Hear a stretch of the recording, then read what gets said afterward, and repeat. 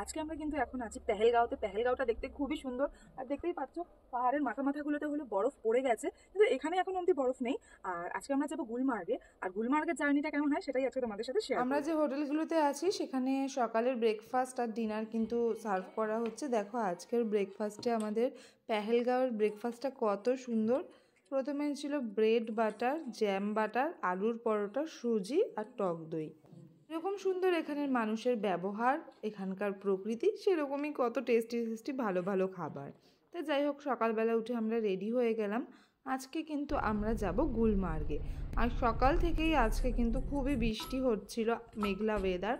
তা আমরা অ্যাপেল ভ্যালিতে যাওয়ার সময় দাঁড়াই, কারণ আজকে ভাবলাম আমরা ভ্যালি থেকেই আপেলটা হলো কিনবো, বাইরে থেকে কিনবো না। তা সেই জন্য আমরা অ্যাপেল ভ্যালি থেকেই, দেখো এখান দিয়ে আমরা বক্সে প্রায় 4 কেজি আপেল নিয়েছিলাম। দাম যে কম সেটা বলবো না, 400 টাকা মতো নিয়েছিল 4 কেজি আপেলের দাম। তারপরে তো ফ্রির মাল নেওয়ার মজাই আলাদা, চেয়েছে আরও 2-3টে সবাই মিলে ফ্রিতে নিয়ে নিলাম। তা নিয়ে হলো ওখান থেকে আবার আমরা গাড়িতে উঠে পড়লাম। বৃষ্টি পড়ছিল বলে ড্রাইভার দাদা হলো আমাদের লাগেজগুলো ঢেকে দিল। আর পেহেলগাম থেকে গুলমার্গে যেতে প্রায় হলো 2.5 ঘন্টা থেকে 3 ঘন্টা কি 3.5 ঘন্টা ঠিক এরকমই লেগেছিল। তারপরে যেতে যেতে আমরা একটু রাস্তায় দাঁড়াই। গাড়ির মধ্যে একটা টেম্পারেচার থেকে গাড়ি দিয়ে নামার পরে তো এই বৃষ্টির মধ্যে আমাদের অবস্থা খারাপই হয়ে যাচ্ছিল। তো যাই হোক, আমরা এইখানে দুপুরবেলার লাঞ্চটা করতে দাঁড়িয়েছিলাম। ওমা ঢুকে দেখছি এসি চালানো 17-তে।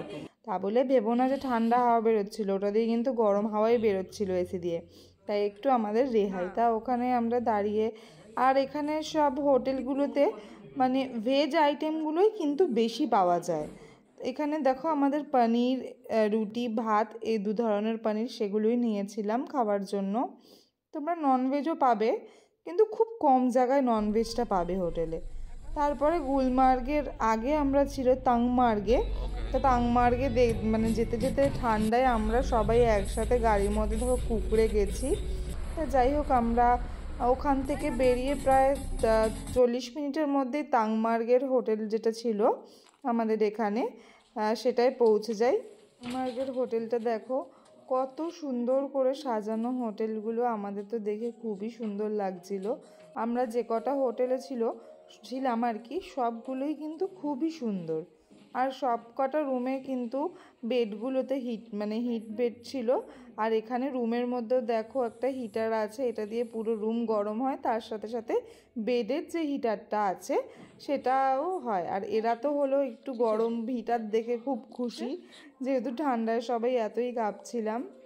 আমাদের আর কোনো প্ল্যান ছিল না, তাই জন্য হলো হোটেলের দাদার কাছ দিয়ে বললাম যে একটা ছাতা দাও দাদা, তাহলে আমরা একটু বাইরে ঘুরে আসি। তাই বলাতে দাদা কিন্তু আমাদের ছাতা দিল, আর আমরা দুজন কিন্তু ঠিক ছাতাটা নিয়ে বেরিয়ে পড়লাম, কারণ আজকে আমাদের এতটা বৃষ্টির মধ্যে আমাদের কোথাও যেতেও পারিনি, বৃষ্টি পড়ছিল বলে।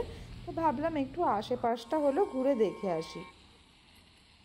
হোটেলটায় আছি সেটার নাম হলো গেটওয়ে গুলমার্গ, কিন্তু এর লোকেশনটা কিন্তু গুলমার্গে নয়, এটা তানমার্গে।